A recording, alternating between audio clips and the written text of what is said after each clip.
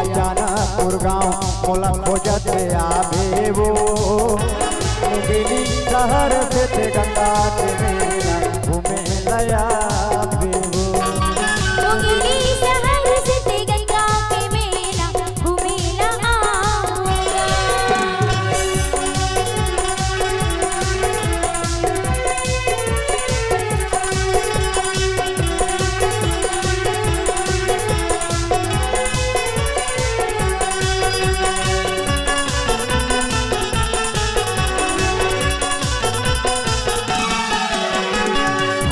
मुंगेली मोर जिला बिलासपुर अचानकपुर मोर गाँव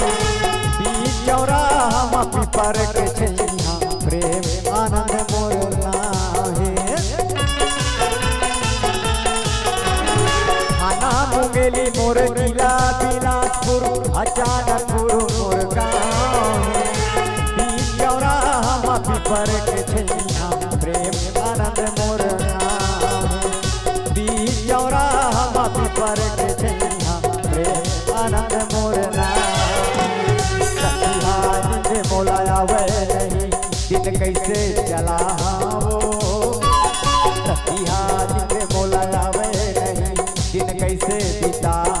वो मुंगेली शहर से गंगा के मेला घूमेला आऊंगा मुंगेली शहर से गंगा के मेला घूमेला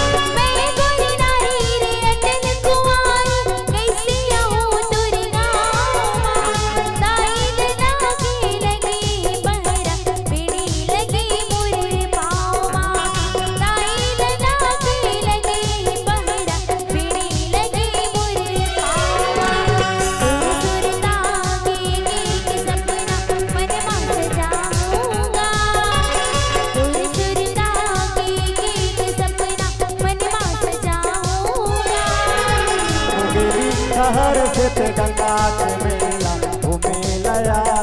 भीव मुंगेली शहर से गंगा के मेला घूमेला आऊंगा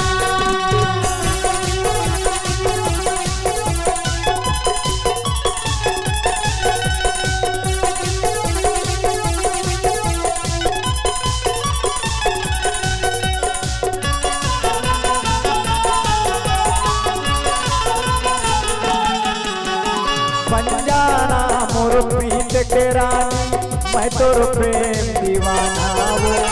मिले नहीं अब समय चला फोकट जन गवाना